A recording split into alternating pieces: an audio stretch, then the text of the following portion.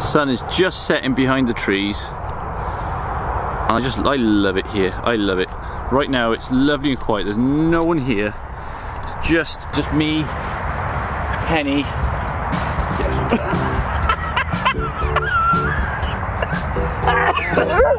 I am dying from a stinking cold. It's really, really doing my head in because it's just not clear enough. Yeah, I know. Penny's really excited. She's really excited. She really wants to get going on this recall training because she knows exactly what's coming next. I need to readjust this. I'm really sorry, guys. Let me readjust this a minute. It's got a tiny bit high. I just want to make sure we get the light correct because I'm terrible at getting this light. Anyway, there's no one else here, and I'm really excited to get to do this recall training with you. This is just an exercise that allows you to engage with your dog and really get them motivated, moving and wanting to chase after you. And the reason why we want to chase after you is to try and trigger their prey drive a little bit, because that will then encourage them to be with you more than anything else. Okay, so if you have a dog with high prey drive, you will find she's staring at me. She's waiting for me to look at her so she can just jump straight up. Watch. Yes. She will jump into my arms. She's excited. She knows that there's food to come in a minute. Anyway, right, for this exercise you will need 3 cones or 3 things that represent a cone or something where you have a marker. You will need, if you're outdoors, you will need probably either some cheese, you can't have that yet, cheese or chicken or turkey, something of a bright colour where you can see it in the grass. If you're indoors, you can use perhaps their own food or something a bit blander looking perhaps. I don't tend to use anything like chicken or cheese so much for their training. I try and use their food, but for this exercise I need to use something bright coloured so they can actually see it. So as I'm using cheese, to be precise, I'm using, oh wow, I don't know what that says. Guarda? I do like cheese, but whatever that is. And pretty much, when I took it, I had evil eyes from Gemma because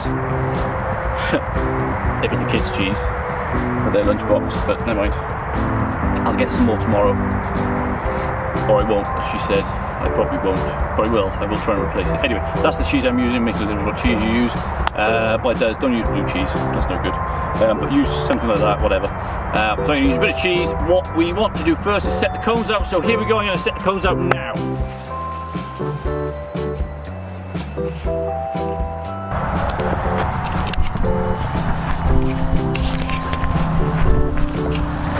Once we set the cones out, we want to prepare our food. Now, with me, I am specifically using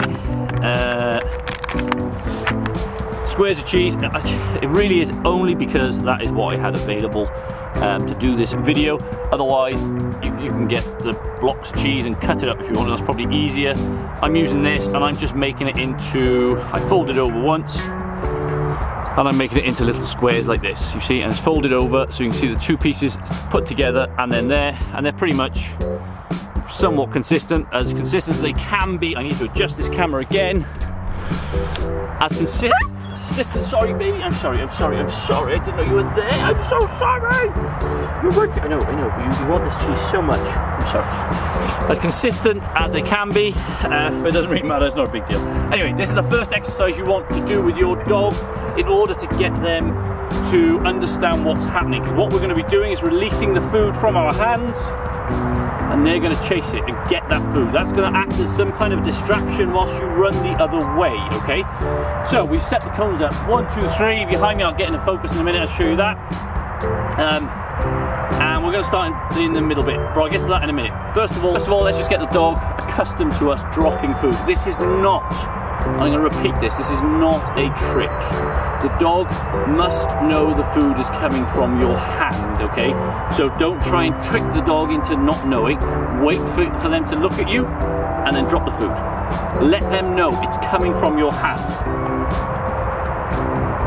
This is really important. If they don't know it's coming, they're not going to do the exercise. Right, now, you need to do this. Penny knows what's happening. She knows what I'm doing. She's giving me 100% eye contact. But for some of you who've never done this before, And I'm not going to tell you that I made this game up myself, because I didn't. I kind of saw this a few years ago, and I thought, that's a brilliant game, and I want to do that as well. I think it's a great game, but I haven't seen much of it before. Sorry, I haven't seen much of it after I saw it. I didn't see much of this game, and I have never ever even seen the original video since, which I feel is a real shame, because it's such a great game, and it really makes you laugh if you've got a dog that chases. Once you've done this several times, I mean, you've got to be doing it so much that they're doing what Penny's doing. They're looking at you, they're watching your every move, okay? Okay, so now you've done this several times, I'm just getting some more cheese ready, which Penny is so excited for. She loves the cheese, don't you, girl?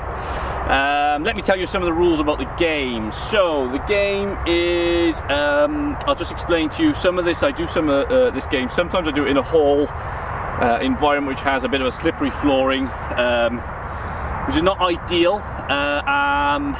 for numerous reasons, but one thing about that, just to bear in mind, if you do it anywhere where the dog doesn't have sufficient grip, then they won't catch you so easily. So it could give you a false sense of security. If you're outside, or if you're on a carpet or something, then bear in mind the dog will go full speed. Once they know what's happening and they know what's going on, they will run very quick. And the reason I'm telling you this is because one of the rules for this game, and there aren't many, but there's just one rule in particular, is to make sure the dog doesn't catch you. So we're going to run from one cone to the end, to the other, pretty much. And I've set it out here. It's approximately 10 meters from one point to the furthest point, okay? Now that's just my estimation on how far I can get with Penny before she catches me, and that's me running at full speed. Now I'm wearing walking boots for this one. That's just because the floor is a little bit damp, and trainers are not ideal. These are waterproof, so they're really good. Wellies, you could use wellies, but the wellies are a little bit cumbersome on your feet, and there's a risk that you may fall with wellies if you don't have really good hugging wellies. So I've got boots on, they're waterproof, so it's great for this, and they're fine. I can run them nice and soft. So they're 10 meters apart roughly from A to C, and here's a diagram. So they are 10 meters from A to C, and then you have B right in the middle, okay? So we have B right in the middle. So the B is where we're going to start. That is the center point. That's where we want to be when we start this exercise. We start in B and we run one way or the other. And the idea is we distract the dog one way and we run the opposite. We will call the dog to us as they've been distracted. We distract them with the food. So we throw the food a little bit to one side. Either side, it doesn't matter. You choose, up to you. You'll see in a minute which way I go. But it's just random, it doesn't matter at all. Throw it one way, you run the other way. You run to the end cone, you are calling your dog. Constantly call them. Call them, call them, call them. Call them by their name, anything that gets them excited. Now, before you do any of that though, you must make a decision on whether your dog is reliable off the lead or not. Now, we are in enclosed space, so even if Penny wasn't responsive to me, which she is, but if she wasn't, she can't get anywhere, so I could always go and get her and reset and do it again. Just drop some bait. Good girl. So you have to make a decision. Now, I would recommend that if you're trying this, the likelihood is you don't have good recall, which means you probably want to try using a long line. Now, I should have got a long line, but I didn't get a long line, even though it's just up there. But that's fine, I'll just talk you through it instead. You get a long line, the long line should be at least 15 meters long, maybe a bit longer, and you hold on to the end of the lead. You hold on to the end of the lead and you give them the full flex of that lead, okay? Do not use a retractable lead, that doesn't work so easily, and you can only get probably, I think 8 meters is the maximum extendable lead you can get, that I've seen anyway in the UK. And any bigger than that, and the contraption is becoming much larger. So lots of loose line. As I say, minimum of probably about 15 meters I would use for this game in particular. Then you're going to start in that point B, as I said. When you're in point B, you're then going to make a decision on which way you want to go with the dog, and you're going to throw the food the other way. Now this is really important. Rule number 2, do not throw it further than your arm. Okay, you don't need to throw it much further than the length of your arm. It's just a slight distraction. watch what I mean. So no further than your arm really, okay? So I'm just going to throw it that way, there we go. So about as far as my arm, that's where she is, and that's where she's run to. So, it's around about 1 meter away from my body, I'm throwing that food. And this could be the opposite side as well. So it's about 1 meter away from my body, I'm throwing the food to prepare her to go that way, and I'm running the opposite way, okay? Rule number 3, keep the dog on one side. So when you're running back and forth, the dog is always on your right or always on your left. Do not have them intercrossing like this, because you're likely to trip up, okay? Okay, that's pretty much it. That's the rules you need. That's all you need to do. Let's get on with it. Okay, so I'm going to have to shout a little bit here, because I've got to shout to the microphone, and hopefully the microphone is picking me up, because I'm not wearing a lapel mic, because I can't wear a lapel mic for this exercise.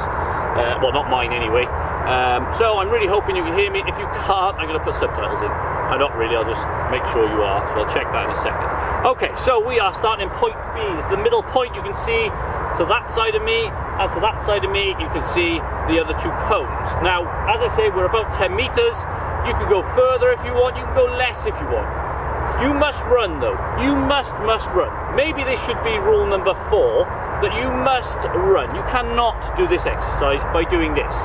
You cannot throw the treat, penny, penny, penny, back and forth. That does not do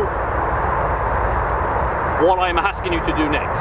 Good girl, what the hell. So, you must run. One thing here, if you're not sweating, you're not doing it right. That's all I can tell you. If you're not sweating with this, you're not doing it right. You need to be working hard to get them to want to be with you over anything else. The food is a distraction. That's all it is. Distracts the dogs one way, so you can run the other. They chase you, and they know what's going to come at the end of it is going to be, yes. They know what's coming at the end of it.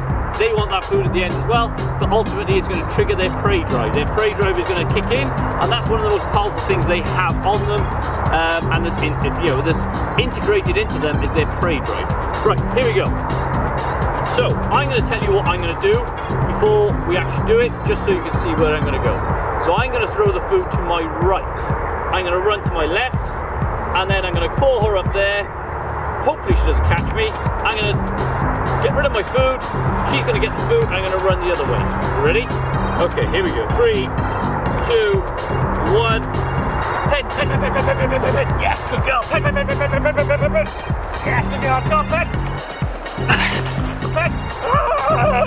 Yeah, good girl. Come on, Pen. Yes, yes, yes, yes, yes, yes. Good girl. Come on, Pen. Yes, offloaded. Yes, yes, yes. Come on, Pen. Oh, you need to catch me.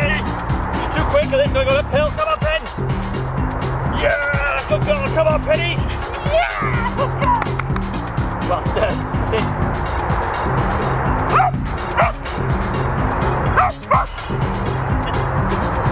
Okay, it's an exciting game again. The dog's really excited by the running, the going. Yeah, good job, well done. If you have any other dogs around, particularly when we do this in any training classes, even when we do this in any training classes, all the other dogs get very excited because they want their go. They want to chase, they want to run. I've only got Penny up here. There's an incline here going that way. Downhill that way is great, going uphill was much harder. How often do you do this? As often as you possibly can. There is no limits to what you can and can't do. Oh, that's going to change the lighting.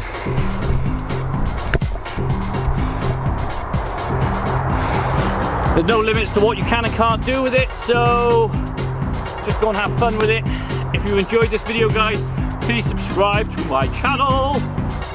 James Davis the Dogman. That's right. Sounds about right. Look me up on Instagram, same thing, and also Facebook. I'm James, this is Penny, and this has been a bit of recall training for you guys. Pretty much it, guys. I'll catch you soon. Take care. Bye.